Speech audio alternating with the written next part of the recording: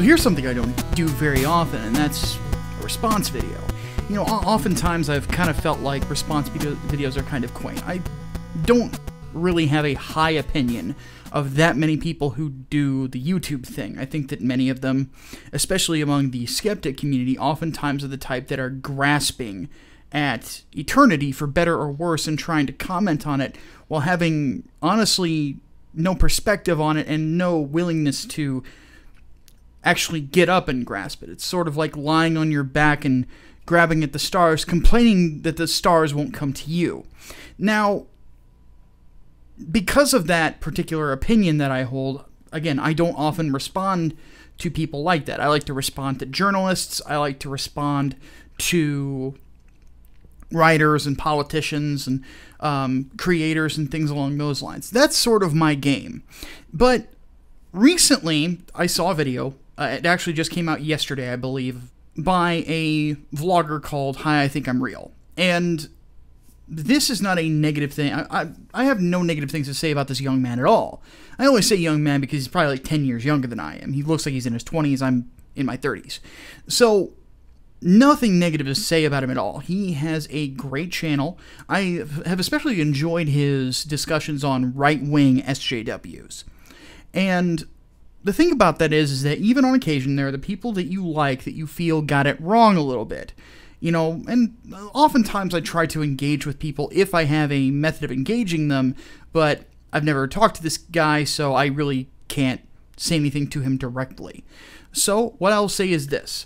That's the main reason why I'm doing this response video, is because there's no point of contact between the two of us. I figured I would lay out my case, and then if you disagree with me, if Real actually sees this, then let's have a talk, one-on-one, and we'll see if we can come to some sort of a middle ground. But regardless, Real did a video where he posted a video of Andrew Klavan talking about atheism and about the effect of atheism and atheists on the culture.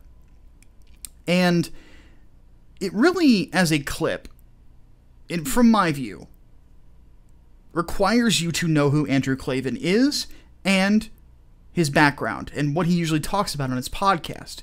I'm a regular viewer of said podcast, so let me give a little bit of information.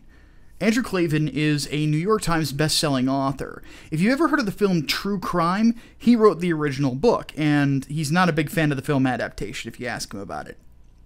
I've been following Andrew's work for quite some time. Oddly enough, he follows me on Twitter for whatever reason, and all in all, he is a really, really interesting person. When the Daily Wire originally had only 2 podcasts, you had Ben Shapiro, you had Andrew Klavan. You know, Ben was basically the cynic, and Andrew was the optimist, or rather just the guy who could find humor in just about anything, because the world is crazy and we might as well admit it. That seems to be the theme of his show. But a lot of what Andrew talks about is culture. And one thing that I had an issue with well, 2 issues, in Real's video, was the following. One, how he determined whether or not atheists have an effect upon the culture, and 2, the idea that the atheistic worldview in and of itself is not inherent to this particular goings-on within our culture. So let's talk about the first point. When it came to discussing the culture itself, Real used the example of the Senate and politicians to try to be some sort of a reflection of how the culture is going. Now, here's where I have an issue with that. Oftentimes, there are 2 things you have to consider. One is that there are more than likely some people within the Senate who call themselves Christians, most likely Democrats who do this, who are not actually practicing Christians. Rather, they grew up as Christians, therefore that's what they're going to put on the slot whenever they fill out some sort of a census card to make mommy and daddy feel a little bit better. Second, that actually was not true. Bernie Sanders, though he is ethnically Jewish, is an atheist. So there is that. And it's not just that there's just one guy. This is one guy who is incredibly popular amongst leftists, and on top of that, ran for the presidency. So the idea that there are no atheist politicians is just not true. Also, there is an atheist politician that hasn't been elected yet that is on the right and is celebrated by Ben Shapiro, who you mentioned in the video reel. His name's Austin Peterson. He ran for the presidency on the Libertarian ticket. and did not win the primary. He lost to Gary Johnson, who went on to embarrass himself and ask what Aleppo is. As it stands, though, that's not really a good indication of the culture in general, in my opinion. One thing that Andrew Breitbart said that I completely agree with, because most of what my work centers on as entertainment, is that politics is downstream from culture. Well, most of the people within culture, who are the creators, who end up influencing so many people, are atheists. Screenwriters, directors, actors, musicians, so on and so forth. All of them are just about uniformly atheist. So the idea that there is no atheist-dominated culture, I'm afraid is just not true.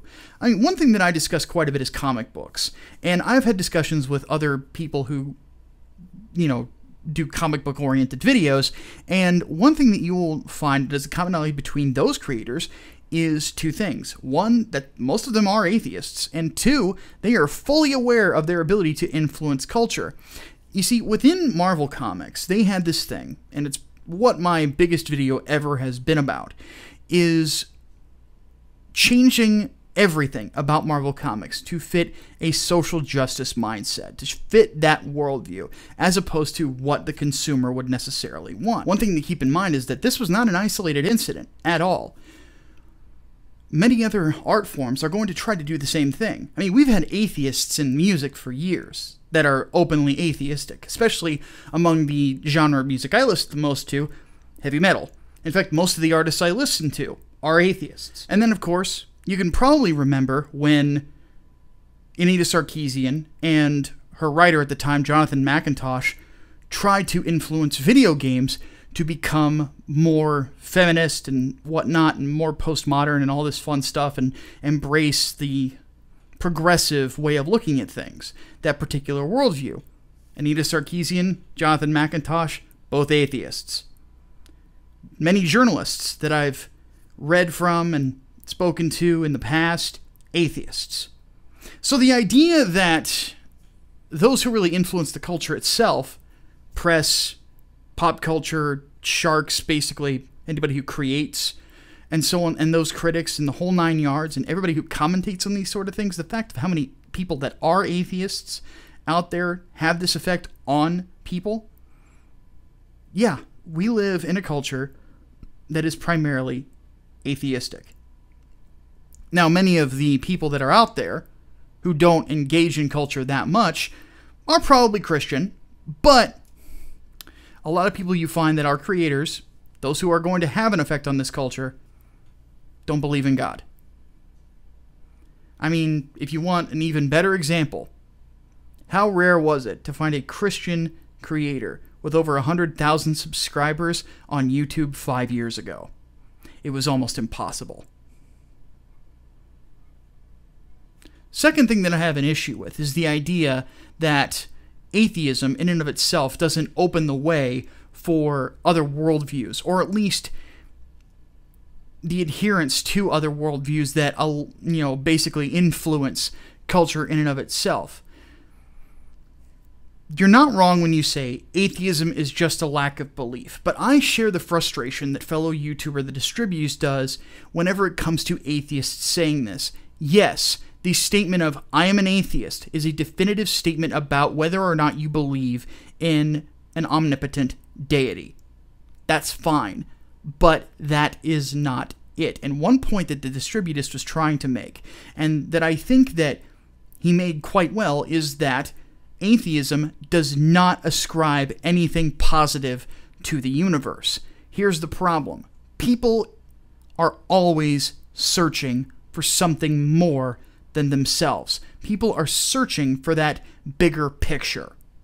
And in that particular pursuit, they have a tendency to adopt other worldviews that are atheistic in and of themselves into their own.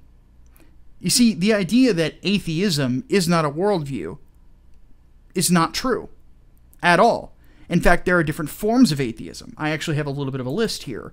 Just what I could throw off of listening to a Ravi Zacharias lecture. is, you've got the evolutionary humanism of Julian Huxley, you've got the behavioral humanism of B.F. Skinner, you've also got the existential humanism of Jean-Paul Sartre, which I will say, since I like existentialism, he's fun to read. You've got the pragmatic humanism of Dewey, you've got the Marxist humanism of Karl Marx, you've got the egocentric humanism of Ayn Rand. Many people who you find that are SJWs have embraced Marxist humanism. And thus, a lot of those ideas, and postmodernism as well, sort of mixed in, because there is some interplay between the two belief systems, tend to flow over into their beliefs as a whole. Now, you and I obviously agree on the simple fact that without definitions, without something static, nothing has any meaning. And you said as much. So that's why I think I didn't end up getting angry at your video at all, is because we do have a similar viewpoint on this. But the idea that atheism does not have any beliefs attached to it, not really true.